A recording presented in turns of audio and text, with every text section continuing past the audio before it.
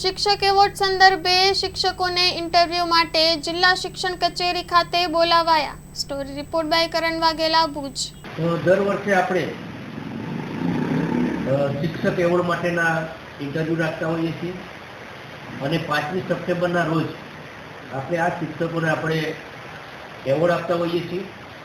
દર વર્ષની જેમ આ વખતે પણ આપણે જે અમોને તાલુકા, જિલ્લા અને રાજ્ય માટેની જે અરજીઓ મળી એ અરજીઓ સંદર્ભે જે તે વર્ગ 2 ટીપીઓ, એના બીઆરસી, એડીઆઈ આ લોકોને અમે જે તે સ્કૂલના અંદર તપાસ આપેલી।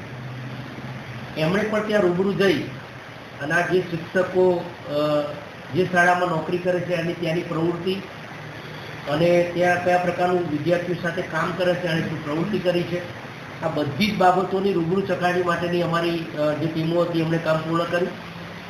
હવે આ લોકોને આપણે મૌખિક ઇન્ટરવ્યૂ માટે આપણે બીજી તારીખે અહીં બોલાવેલા છે। આના અંદર અમારી એક પસંદગી સમિતિ, શિક્ષક પસંદગી સમિતિ હોય છે। એના અંદર જિલ્લા પ્રાથમિક શિક્ષણ અધિકારી, જિલ્લા શિક્ષણ અધિકારી, જિલ્લા શિક્ષણ તાલીમ ભવનના પ્રાચાર્ય, એક કેળવણીકાર અને એવોર્ડ વિજેતા ટીચર, આ 5 જણની સમિતિની અમારી પસંદગી સમિતિ હોય છે। ખાસ કરીને બીજી તારીખે અમે જે ઇન્ટરવ્યૂ લેવાના એના અંદર તાલુકા કક્ષા માટે 19 જેટલા શિક્ષકોએ અરજી કરી છે, જિલ્લાના એવોર્ડ માટે 13 જેટલા શિક્ષકોએ અરજી કરી છે અને રાજ્યના અંદર પણ આપણે સતત દર વર્ષે આપણે 2 થી 3 એવોર્ડ મેળવતા હોઈએ છીએ શિક્ષકોના। તો આ વખતે પણ રાજ્યના અંદર 7 જેટલા શિક્ષકોએ પોતાની ઉમેદવારી નોંધાવી છે।